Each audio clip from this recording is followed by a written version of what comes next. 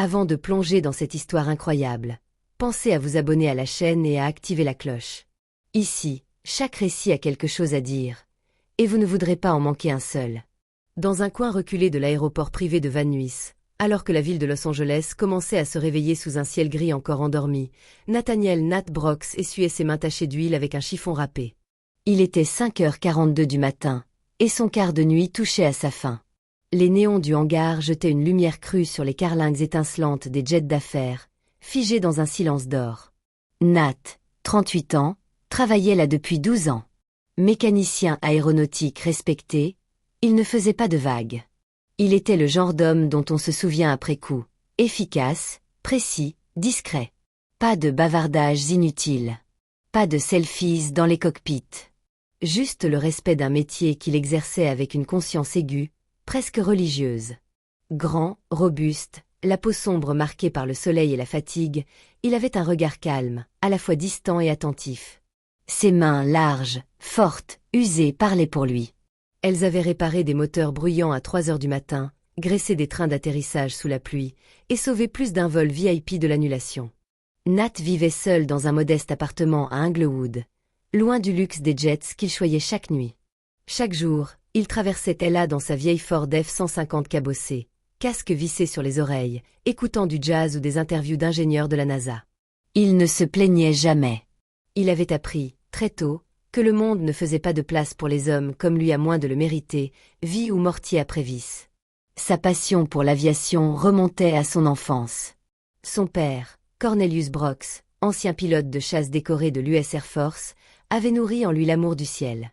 Nat avait 10 ans quand il avait vu son père pour la dernière fois, un cercueil recouvert d'un drapeau, une salve militaire, des larmes étouffées par la fierté. Si tu ne peux pas piloter les avions, assure-toi qu'ils volent grâce à toi. C'était ce que son père lui avait dit un jour, assis avec lui sur le toit de la maison, regardant un avion traverser le ciel rose du soir. Nat avait gardé cette phrase dans sa poche, comme une prière silencieuse.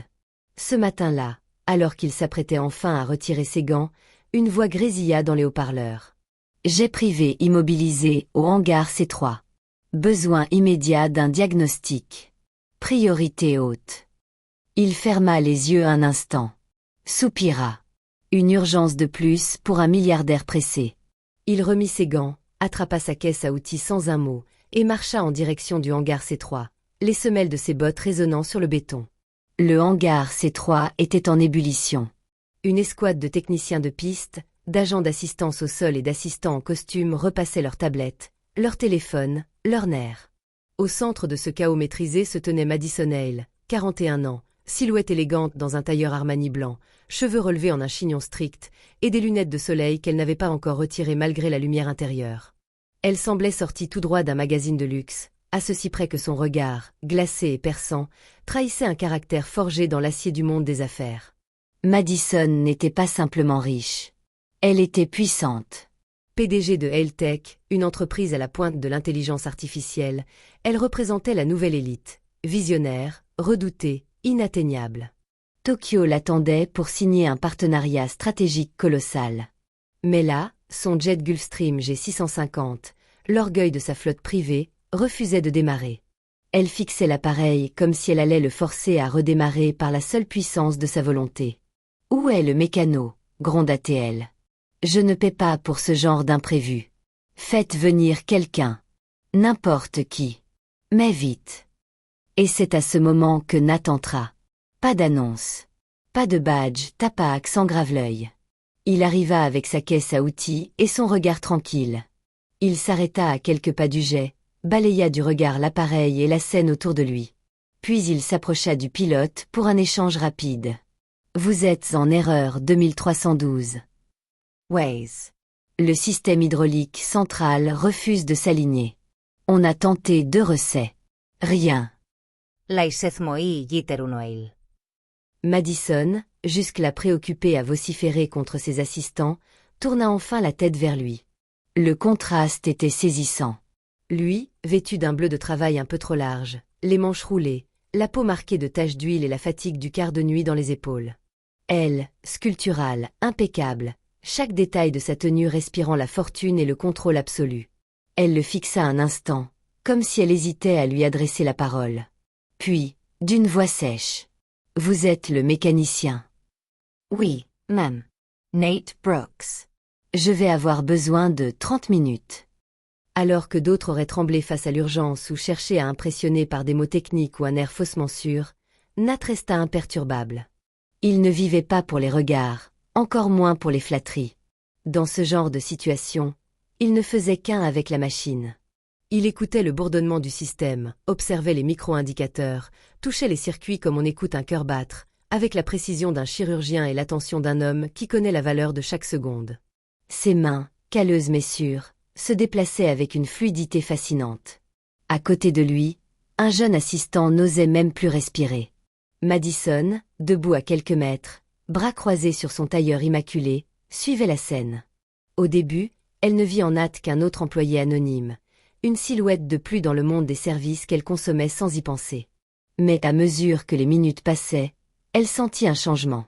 Il y avait chez cet homme une présence qui forçait le respect. Il ne levait pas la voix, ne multipliait pas les gestes. Il était là, ancré, concentré, et terriblement efficace. Elle s'approcha légèrement, poussée par une curiosité qu'elle ne s'expliquait pas tout de suite.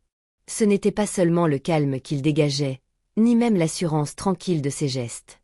C'était cette absence totale de besoin de plaire, ce refus implicite d'être impressionné, même par elle. 35 minutes plus tard, Nat se redressa et essuya ses mains sur un chiffon propre. Il s'approcha de Madison sans empressement. C'était une surchauffe dans le circuit de régulation hydraulique, dit-il calmement. Une pièce légèrement fissurée a provoqué un déséquilibre dans le flux. Si vous étiez parti comme ça, la pression aurait lâché en vol.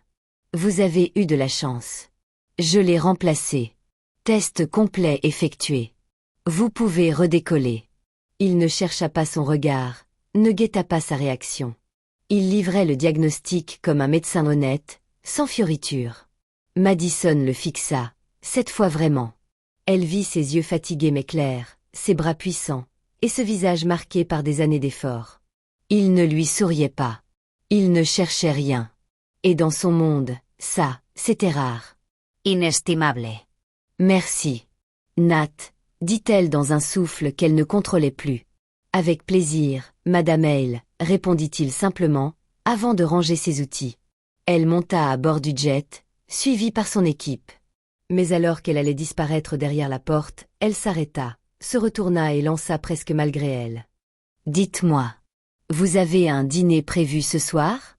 Il leva les yeux vers elle, surpris mais impassible. Elle, en revanche, ressentit quelque chose de nouveau. Elle venait de proposer un dîner, non pas à un associé, un investisseur ou un courtisan, mais à un homme dont elle ignorait tout, sinon qu'il avait les deux choses qu'elle avait toujours cherchées, la compétence et l'honnêteté. Le soir même, dans un restaurant discret de Santa Monica, à quelques mètres de l'océan, Madison et Nat étaient assis à une table sobrement éclairée, face aux vagues. Le contraste était toujours là, elle, élégante, auréolée de ce magnétisme naturel qu'ont les puissants. Lui, dans une chemise claire soigneusement repassée, ses épaules droites, ses gestes simples. Mais à cette table, les statuts s'effacèrent. Ce n'était plus l'héritière Eltech et le mécanicien d'Inglewood. C'étaient deux âmes à nu. Ils parlèrent de leur père. Du silence qu'un deuil trop précoce laisse dans une vie. Nat évoqua les matins d'enfance passés à regarder des avions décoller au loin, rêvant d'en approcher un, ne serait-ce qu'une fois.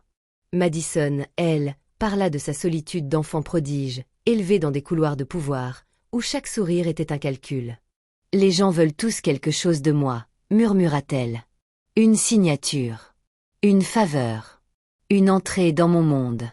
Mais toi, tu voulais juste réparer ce qui était cassé. » Nat baissa les yeux un instant. Il n'était pas habitué à tant de transparence. Il hocha doucement la tête. « J'ai appris à ne rien attendre. Et à faire en sorte que les choses volent.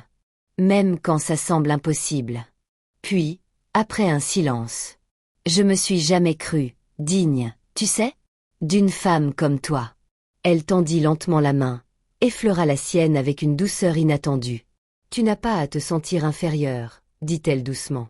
Il la regarda, droit dans les yeux. Et pour la première fois, il sourit. « Et toi, t'as pas besoin d'être seule pour te protéger, » répondit-il. Dans ce regard, Il n'y avait ni défi, ni demande. Juste une vérité simple, posée là entre eux, comme un point d'ancrage. Le serveur apporta le vin. Mais ils n'avaient pas besoin d'alcool.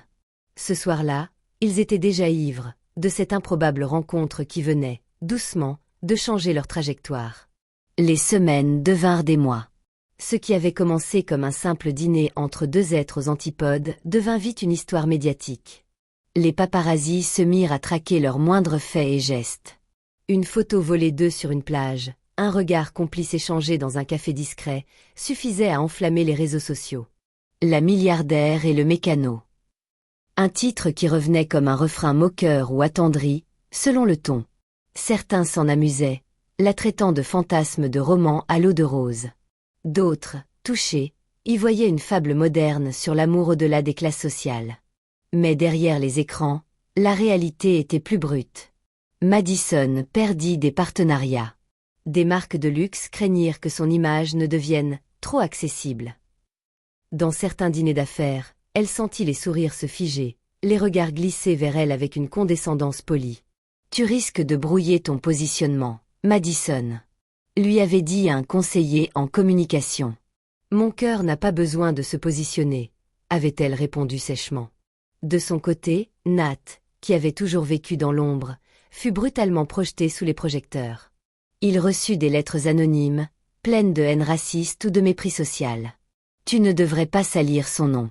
Tu n'es qu'un mécano de quartier. » Mais d'autres messages, écrits parfois à la main, l'émurent jusqu'aux larmes. « Vous me donnez de l'espoir. Ma fille rêve de devenir ingénieure en mécanique. Merci de montrer que c'est possible. J'ai grandi dans le Bronx. J'ai pleuré en lisant votre histoire.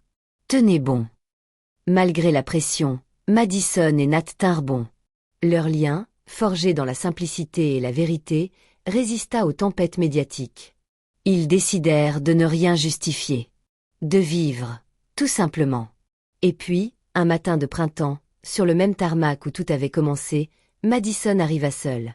Elle portait un manteau crème, sans maquillage, les cheveux noués en queue de cheval. Nat réparait un petit appareil de tourisme quand elle s'approcha. Il leva les yeux, surpris de la voir là, sans garde du corps, sans équipe. Elle s'arrêta juste devant lui, le regard planté dans le sien. Puis, sans un mot, elle se mit à genoux. Elle ouvrit une petite boîte contenant une bague simple, au design épuré, en titane brossé. « Nat Brox, dit-elle, la voix légèrement tremblante. Tu as réparé bien plus que mon jet. Tu as réparé mon cœur. Est-ce que tu veux devenir mon mari ?» Le silence du tarmac fut total, presque sacré. Même le vent sembla se suspendre. Nat, pris de court, la regarda longuement. Son cœur battait à tout rompre, mais son regard était doux. Il la releva doucement, la serrant contre lui avec pudeur. « Je ne suis pas un prince, dit-il. Je ne suis pas riche. Je n'ai pas de yacht ni de villa à Bali. Je m'en fiche. Mais je te respecterai. Tous les jours de ma vie. C'est tout ce que je veux, répondit-elle simplement. Ils se marièrent 2 semaines plus tard, dans une petite chapelle du Nevada, loin des flashs et des paillettes. Pas de robe de créateur, pas de cérémonie extravagante. Seulement l'essentiel, de vieux amis de Nat, des mécanos en combinaison encore tachés d'huile, quelques collaborateurs fidèles de Madison et plusieurs voisins du quartier. Des gens vrais. Des gens devotes. Leur union fit couler beaucoup d'encre. Des articles de fond analysèrent cette romance sociale. Des podcasts indépendants racontèrent leur histoire avec émotion.